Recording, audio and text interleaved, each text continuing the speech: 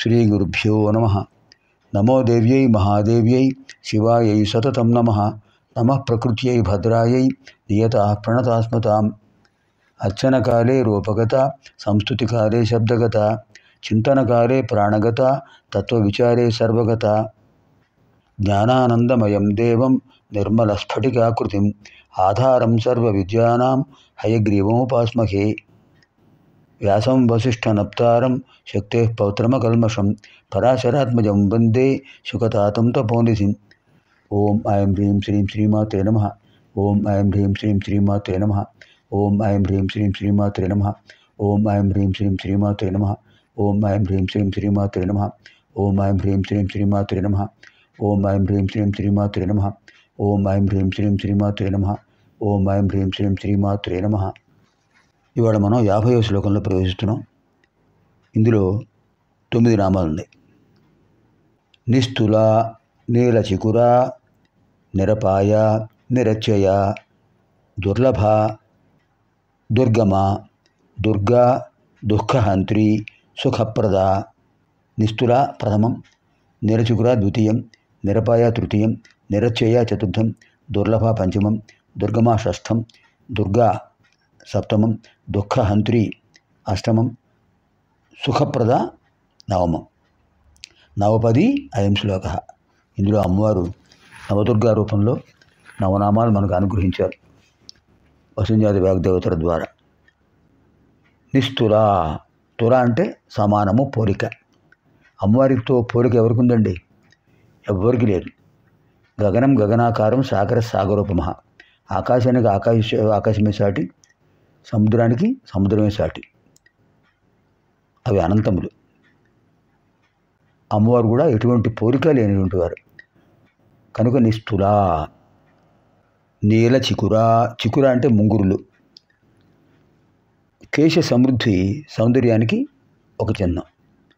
బాగా జుట్టు ఉంటే అది సౌభాగ్యం, సౌందర్యం.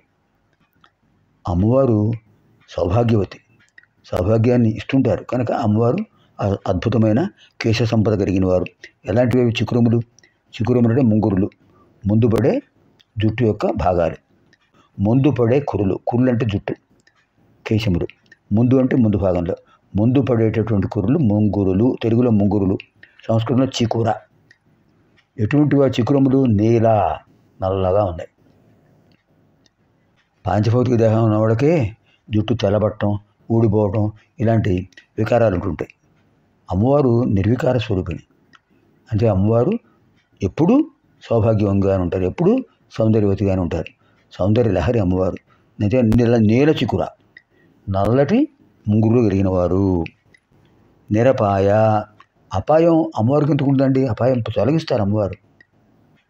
అమ్మవారు సుఖంగా బతకడానికి, ఆధ్యాత్మికతతో జీవించడానికి కొన్ని ఉపాయాలు ఇస్తున్నారు. ఆ ఉపాయాలే నామాలు.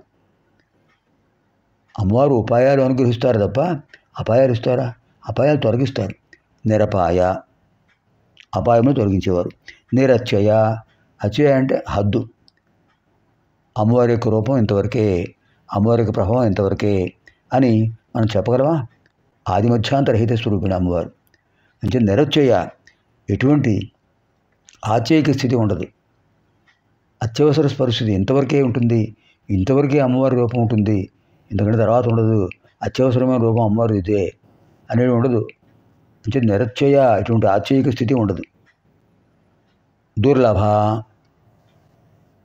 శ్రీచక్రాన్ని అర్చించేవాళ్ళు, శ్రీ విద్యను ఉపాసించేవాళ్ళు, నామశాస్త్రం పారాయణ చేసేవాళ్ళు, వీళ్ళకి మాత్రమే అమ్మవారికి అనుగ్రహం లభిస్తుంది. దుర్లభ, ఇతరులకు దుర్లభ, ఇతరులకు దుర్లభ. సాధకులకు మాత్రమే అమ్మవారు సులభ. దుర్లభ వ్యతిరేకం సులభ. అమ్మవారు మనకు మాత్రం సులభంగా దర్శనమిస్తారు, సులభంగా అనుగ్రహం కలిగిస్తారు. కారణం మనం అమ్మవారి నామాలు చదువుతున్నాం, అమ్మవారి నామాలు జపిస్తున్నాం. లేని వాళ్లకు దుర్లభ. అమ్మవారి యొక్క అనుగ్రహం లభించదు, అమ్మవారి దర్శనం లభించదు.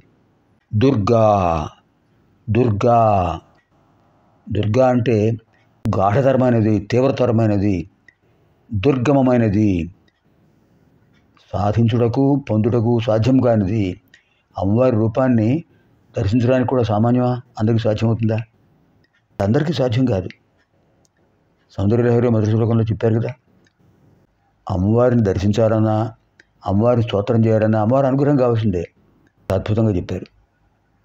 శివశక్త్యా యుక్తో యది భవతి శక్తః ప్రభవితుం నచేదేవం దేవో నఖలు కుశలస్పందితుమపి అతస్త్వామారాధ్యాం హరిహర విరించ్యాదిభిరపి ప్రణంతుం స్తోతుం వా కథమకృత పుణ్య ప్రభవతి. అమ్మవారిని స్తోత్రం చేయాలన్నా, అమ్మవారికి నమస్కారం చేయాలన్నా, అమ్మవారి దర్శనం చేయాలన్నా అకృత పుణ్య న ప్రభవతి. పుణ్యం చేయని వాడికి సాధ్యం కాదు. అందుచేతనే అమ్మవారు ఏం చెప్పారు? దుర్గమ స్వరూపం అమ్మవారిది. అమ్మవారి స్వరూపాన్ని ఊహించలేం, అనుగ్రహం ఉంటేనే ఊహించగలం. వసుంధ్యాది వాగ్దేవతల అనుగ్రహంతోనే అమ్మవారి రూపాన్ని ఆ నామాల్లో దర్శిస్తున్నాం. అటువంటి దుర్గమ స్వరూపం. దుఃఖహాంత్రి, దుఃఖాలన్నీ పోగొడతారు అమ్మవారు. మనకు 6 రకాల దుఃఖాలు ఉంటుంటాయట. జన్మ, మృత్యు, జరా, విపత్తి, మరణములు. జననం, బాల్యం, కౌమారం, యవ్వనం, వృద్ధాప్యం, మరణం. ఈ 6 వికారాలే. అటువంటి వికారాలు మనకుంటాయి. ఆ వికారాలన్నీ కూడా పోగొడతారు అమ్మవారు. వాటి వల్లే దుఃఖం కలుగుతుంది. దుఃఖం లేని దశ ఉందా? పుడుతూనే దుఃఖంతో పుడుతున్నాడు, పోతూనే దుఃఖంతో పోతున్నాడు. మధ్యలో బాల్యం, కౌమారం, యవ్వనం, వృద్ధాప్యం అన్నీ దుఃఖాలే, దుఃఖ కారణాలే. కానీ అమ్మవారిని ఆశ్రయిస్తే అవి కూడా మనకు బాధ కలిగించవు. అమ్మవారి నామాన్ని స్మరిస్తూ వెళితే సుఖంగా వెళ్ళిపోవచ్చు. అనాయాసైన మరణం వినా దైన్యైన జీవనం అన్నట్టుగా. అంచేత అమ్మవారు దుఃఖహంత్రి. దుఃఖాలు పోతే మిగిలేది ఏంటండి? సుఖప్రద. అత్యద్భుతమైన ఆత్మానందాన్ని చేకూరుస్తారు అమ్మవారు. అదే సుఖప్రద. పుణ్యం చేస్తే సుఖం, పాపం చేస్తే దుఃఖం.